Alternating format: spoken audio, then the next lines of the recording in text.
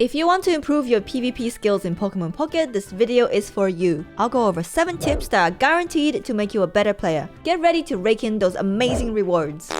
Always give your opponent as little information about your actions as possible. If you plan on using a card or ability that your opponent has to respond to during your turn, do that before making any other moves. So if you plan on using Sabrina or Pidgeot's ability Drive Off to lure one of your opponent's bench Pokemon out, do that before you do anything else. Say your opponent has 2 bench Pokemon that they have to choose from, and you can finish one of them off with the cards in your hand, but not your current board state. Your opponent might not make the most optimal choice if you hold on to your cards until after they make their decision. Before you make any permanent decisions on your turn, like playing a basic Pokemon on your bench or retreating a Pokemon from the active spot, make sure to gather as much information as possible in your hand. This means playing out your Pokeball and Professor's Research so you have a complete picture of your hand. Professor's Research is a tricky one because he's a supporter card, so make sure you don't need to play out another supporter card before you automatically play Professor's Research. So many times I've missed Lethal with Giovanni or couldn't play Koga or my Weezing because I was just too eager to play out the Professor's Research.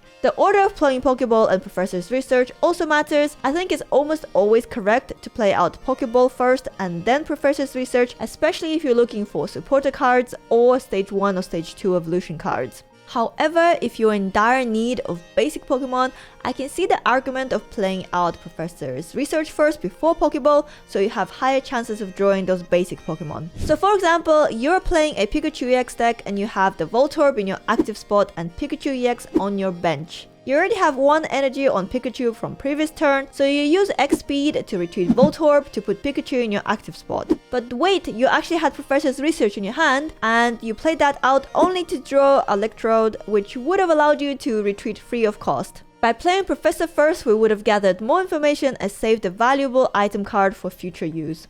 A lot of the time, people like to hold on to their supporter cards like Giovanni or Sabrina until later in game. But these cards, especially Sabrina, can be used offensively to try and force your opponents to waste their item cards and energy. I myself can be quite precious with Sabrina, hoping to use her as a finisher card most of the time. But if you're playing a deck where you need to stall, like Dragonite or Venusaur EX deck, and you need an extra turn to build your energy or draw your cards, playing Sabrina early can help you win the game. Or when it comes to Giovanni, it might seem like a waste to use him on turn 3 to finish off a basic Pokemon, but it might save you in the long run, especially if your opponent has been attaching energy onto it, or it has an annoying ability like Meowth or Caterpie with the card drawing. I've had so many games against Mewtwo Gardevoir deck where I played out Sabrina on turn 2 or 3 to force them to put their routes into the active spot and forcing them to use an energy to retreat, giving me an extra turn before the Mewtwo and Gardevoir go online. A lot of the time, players put their basic Pokemon onto the bench as soon as they draw them out, but sometimes you don't actually want to do that.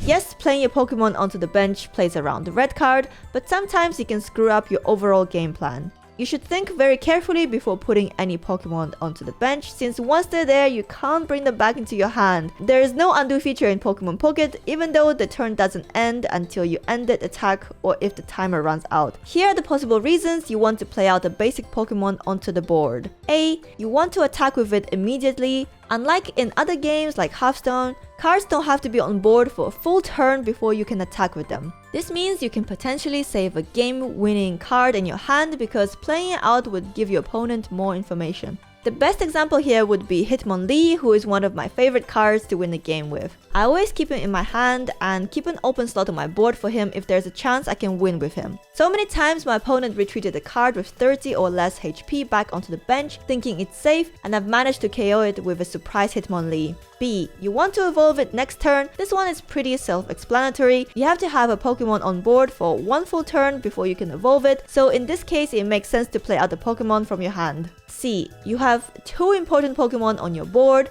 1 in your active spot and 1 on the bench, and you don't want to lose the bench Pokemon to Sabrina, so you put out another Pokemon onto the bench, one you wouldn't mind losing or is cheap to retreat next turn if needed. It's basically the sacrificial lamb. D. Your bench is empty and your active Pokemon is in danger of getting KO'd next turn. There are times when you should not play out any more Pokemon onto your board, and the prime example is when your opponent already has 2 prize points, but they can't finish off your remaining active Pokemon before you can win the game. By playing out a low HP Pokemon, you open yourself up to losing to Sabrina. This scenario also works the other way around. Your opponent has 2 prize points and your active Pokemon is close to being KO'd. In that case, you would want to play out the Pokemon in your hand so you can save your active Pokemon and pray that they don't have Sabrina. Every game is different though, so make sure to make decisions based on your individual situation. In a lot of popular decks, there are these carry Pokemon.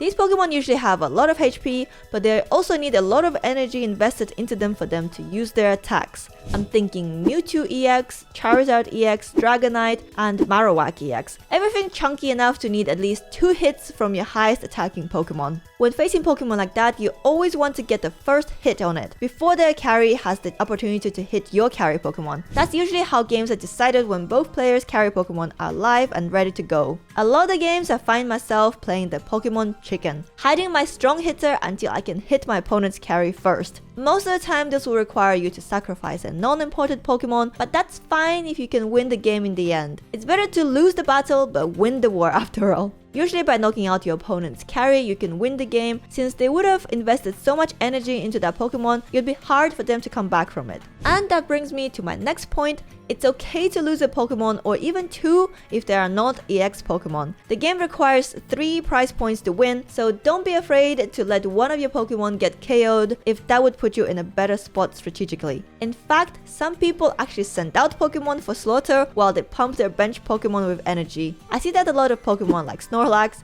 Chansey, and to some extent Kangaskhan. Of course, when deciding which Pokemon to sacrifice, you have to consider your win conditions that game and make sure you don't sacrifice the wrong Pokemon. And be very careful of AoE abilities that damage the bench like Articuno's Blizzard. I once lost a game where my opponent played Sabrina and I retreated an active Pokemon that only had 10 HP onto my bench for a 50 HP Pidgey, forgetting that Articuno also damages the bench with Blizzard. I think I was just too distracted because I was about to win the following turn, so I didn't even think. So I was like, oh, just sacrifice this Pidgey, I'm gonna win next turn anyway, and I ended up losing the game. But that was probably the most embarrassing misplay I've ever made, and I'm glad I wasn't streaming when it happened. And the final tip is always have a game plan in mind when playing out your Pokemon and attaching energy. Are we attaching energy to the active Pokemon or bench Pokemon? Which way is going to win us the game? Do we need to stall or start attacking and finish the game as fast as possible? Did we go first or second? That will also change the game plan a lot of the times, since going first in Pokemon Pocket is basically like going second in any other game, unless you're playing Misty.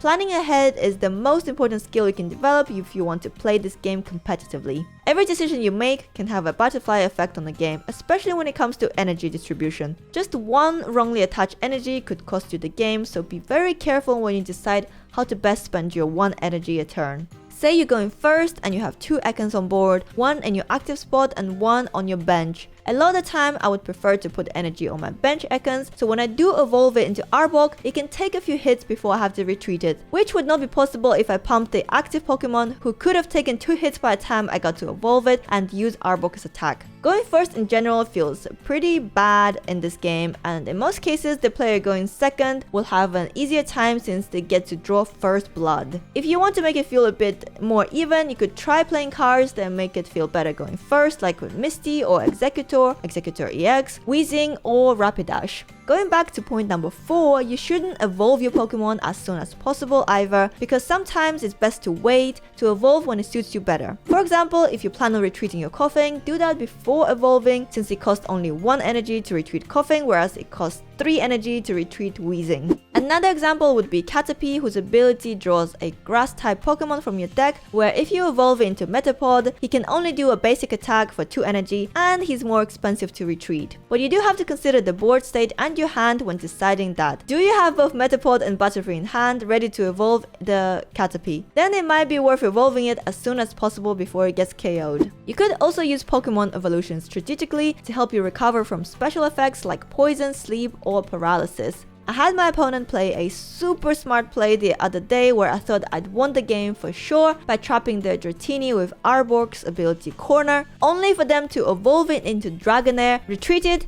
and kill me with their pumped up Dragonite. And finally, I want to give you the most important advice on battling. Make sure that you're having fun while playing the game. Sometimes we forget that games are made to be enjoyed and let losses affect us too much. Who cares that Dragonite is not the strongest Pokemon in the game? If playing him brings you joy, continue to do so. Since there is no competitive ladder in Pokemon Pocket yet, we can enjoy the casualness of it without the sweaty tryhards, although the current PvP event sure brought out some of those. I hope you found these tips helpful. If you have any tips of your own, let me know in the comments below. And don't forget to like the video for the YouTube algorithm, and also subscribe to my channel for more Pokemon Pocket content. Good luck in battles, and may you always go second!